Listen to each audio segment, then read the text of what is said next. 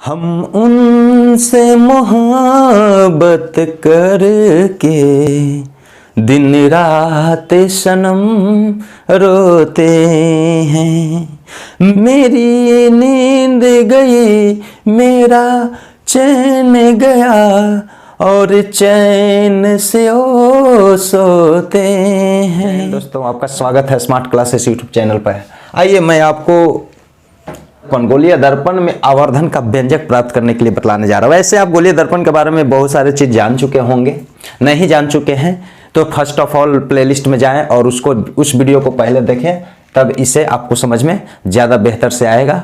और यह भी मैं कहना चाहूँगा दोस्तों कि मेरे चैनल को first of all like, share, comment, subscribe जरूर कर दीजिए, ताकि ये इसलिए मैं बोलता हूँ कि ताकि मेरा मनोबल बढ़ा रहे और मैं इस तरह से फ्री में, बिल्कुल फ्री में जीरो से हीरो तक ले जाने के लिए मैं आपसे वादा करता हूँ, समझें। तो ध्यान दीजिए दोस्तों, गोलीय दर्पण में जो आपको आवर्धन का व्यंजक प्राप्त करना है, आवर्धन बतला दिए प्रतिबिंब की ऊंचाई अपॉन वस्तु की ऊंचाई। प्रतिबिंब की ऊंचाई एवं वस्तु की ऊंचाई का एक अनुपात होता है, और यह जब अनुपात होता है, दोनों लेंथ का अनुपात है, इस प्रकार इट्स क्लियर कि आवर्धन का कोई डायमेंशन नहीं होता है, कोई यूनिट नहीं होता है, कोई उसका मात्रक नहीं होता है, और वह फॉर्मूला होता है m बराबर माइनस वी बाई यू, चाहे m बराबर 1 माइनस वी बाई एफ। लेकिन इसे लाने के लिए पहले फर्स्ट ऑफ ऑल a आता है, तब जाकर a आता है। ये दोनों आपको सिद्ध करने के लिए दिया जा सकता है, जहां कह दिया जा सकता है कि m आवर्धन है, f फोकस दूरी है, v प्रतिबिंब दूरी है, u वस्तु दूरी है।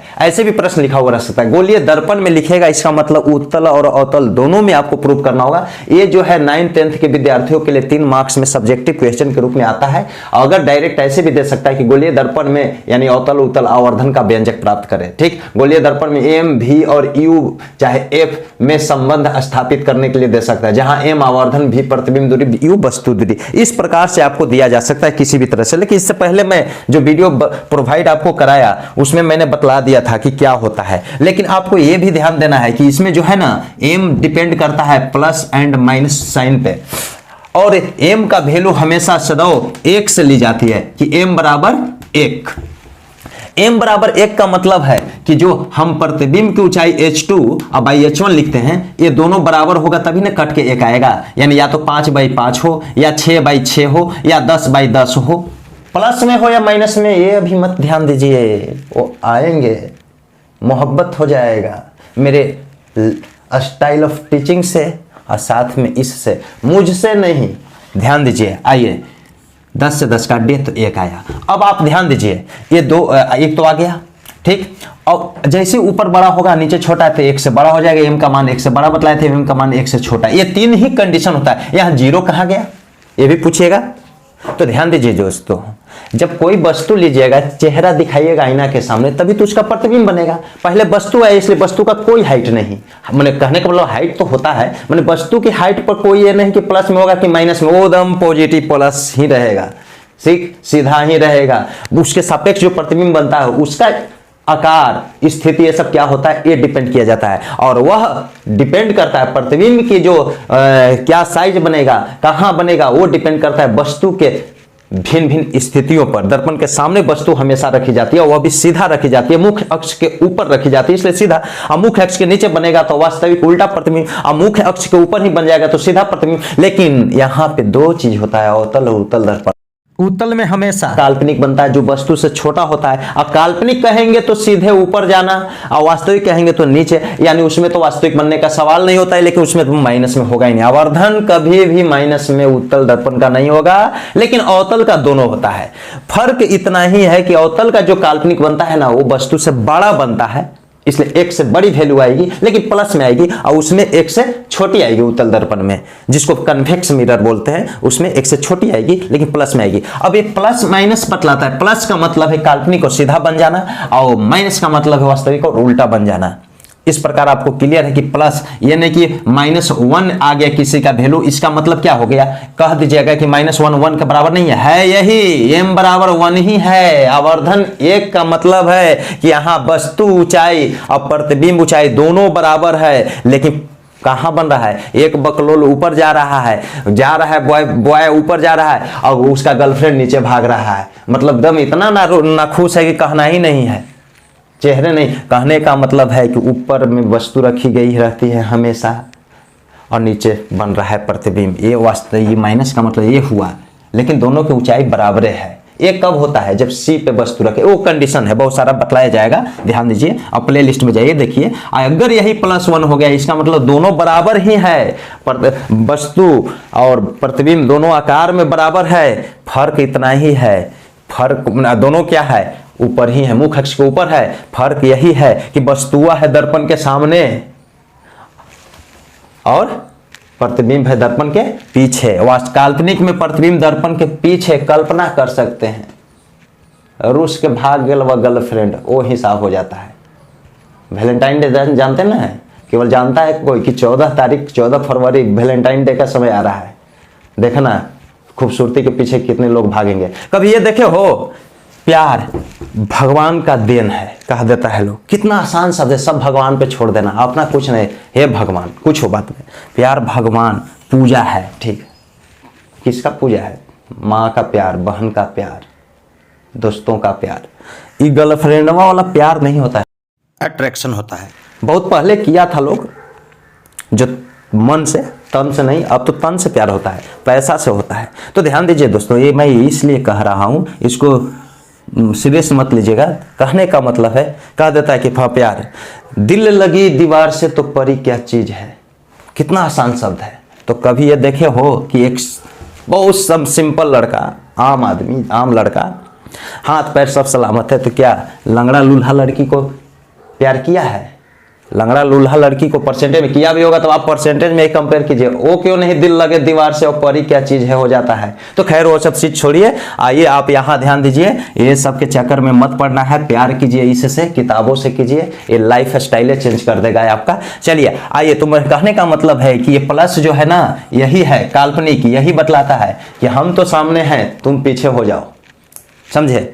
तो 14 तारीख वैलेंटाइन डे आता है, मैंने बतलाया। 14 के बाद भी कुछ है, ये दे थप्पड़ दे, स्लैप देते, ये दे, मारो, पिचकारो, और फिर जो है भगाओ, ब्रेकअप डे। क्या नाम दे दिया गया है, अंग्रेजी सभ्यता।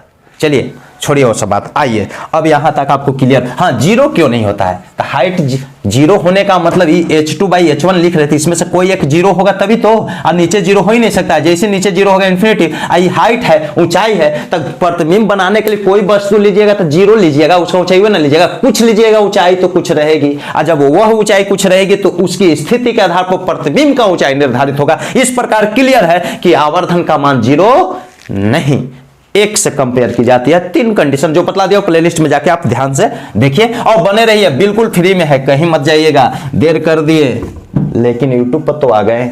चलिए आइए देखिए, तो गोलीय दर्पण कहेगा तो अवतल और उत्तल दोनों दर्पण में सिद्ध करना है। इसका यूज मैथ में न्यूमेरिकल बनाने में भी, आंकिक प्रश्न मैथ बोलिए जो भी यूज किया जाए, कंपटीशन के व्यू से भी इंपॉर्टेंट है, लेकिन जो मैं सिद्ध करूंगा वो प्रोसेस कंपटीशन के व्यू से इंपॉर्टेंट नहीं है, डायरेक्ट इस फॉर्म इंपॉर्टेंट है, ठीक। तो ध्यान दीजिए, जो चीज मैं फिगर में मैं समझा रहा हूं प्रूफ करने, हाँ, लेकिन इससे पहले एक चीज और देखिए, इसमें आपको जरूरत पड़ेगा। त्रिभुज, 2 त्रिभुज जो लेते हैं, 2 ट्रायंगल्स इनटू ट्रायंगल्स, एक को ABC मानते हैं, एक को PQR मानते हैं। कहा गया है कि किसी त्रिभुज में 2 त्रिभुज है, 2 कोण अगर बराबर हो जाए, 2 कोण मान लिए यह इसके बराबर, B के बराबर Q और A के बराबर P, सीधा सीधा ले रहे हैं, किसी भी तरह से हो सकता है, सीधा सीधा ले रहे हैं। प्रॉपर्टी पढ़िएगा, बने रहिए, मैथ्स भी मैं पढ़ाता हूं, सब सब्जेक्ट आपको मिलेगा प्लेलिस्ट में, देखिए 1 by 1 ही होगा ना, ठीक। ध्यान दीजिए, मैं इसलिए पहले बतला रहा हूं कि मेरे पास डिजिटल बोर्ड नहीं है कि मैं स्लाइड करके पीछे वाला भी दिखा दूंगा। आप ध्यान यहां देखिए, ये 2 त्रिभुज है, 2 कोण बराबर हो गया, 180 डिग्री का कोण होता है टोटल। तो 20 अगर ये 60 है तो यह भी 20 है, तो यह भी 60 है, तो 60 20 80 तो ये तो 100 क्लियर, तीसरा तो अपने आप बराबर होगा, यानी तीनों कोण संगत कोण बराबर हो गए। संगत का मतलब समरूपता, ठीक। इस प्रकार यहां कहा जाता है, यहां एक एंगल 2, एक इसका बराबर, 2 बराबर है तो ये दोनों त्रिभुज क्या हो जाता है, ABC समरूप हो जाता है त्रिभुज RQP, यही गलत हो जाएगा। ABC ऐसे लिखे हैं, और जब समरूप हुआ तो आपको देखना है कि पहले हम A लिखे हैं तो A के संगत P है, तो P पहले, B बीच में है, B के बराबर कौन है, Q, और लास्ट वाला तो आप जान ही रहे, 2 को लिख देते, तीसरा बकलोलवा के तो हम चिपका ही देंगे ना, कहीं फेविक्विक से चाहे फेविकॉल से। फेविकॉल पे गानों याद आ गया, वहां मत जाना, वो बहुत बर्बाद करने वाला गाना है।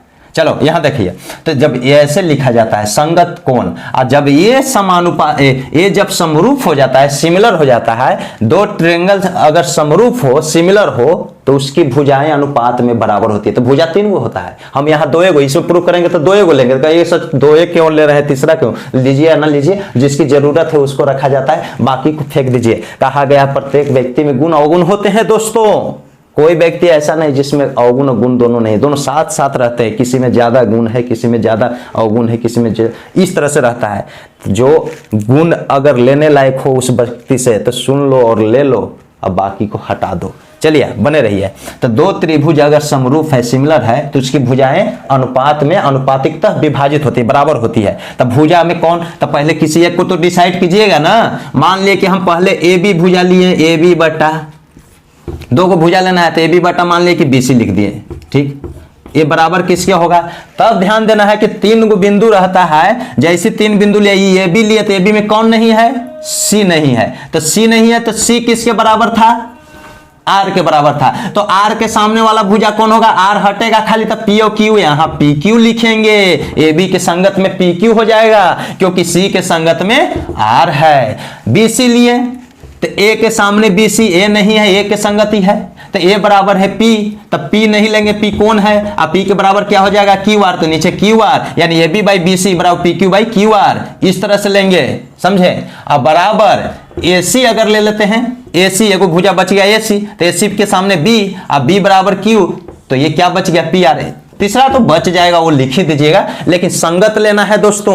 जब ए बिंदु के सामने बीसी भुजा लेंगे तो बीसी के संगत क्यू आर भुजा, ऐसे डायरेक्ट ना कि नीचे वाला नीचे का हो जाएगा, ये मत जाइएगा, बने रहिए, बहुत चीज मिलेगा।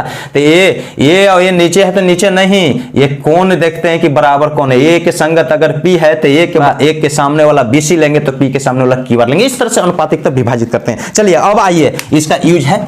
चलिए अब आपको आना है यहां पे, मोहब्बत कीजिए इससे। अवतल दर्पण, सबसे पहले मैं पहला कंडीशन केस फर्स्ट में ले रहा हूं, अवतल दर्पण में प्रूफ कर रहा हूं, ठीक। किसी भी दर्पण में कोनो स्थिति में हमेशा आवर्धन का मान यही होता है, m बराबर माइनस भी बाई यू, चाहे m बराबर 1 माइनस भी बाई एफ। और m बराबर आप पढ़े क्या है, थियोरेटिकल पढ़े क्या है, प्रतिबिंब की ऊंचाई बाई वस्तु की ऊंचाई। हम m बराबर पढ़े क्या है, h2 बाई h1, इसी की सहायता से हम यहां पहुंचेंगे, जिससे न्यूमेरिकल बनाया जाता है। दोस्तों ध्यान दीजिए, बने रहिए, फ्री में है, लाइक शेयर कमेंट जरूर कीजिए। और आइए आगे जानने के लिए दोस्तों दूसरा वीडियो, दूसरा पार्ट जरूर देखें। Thank you.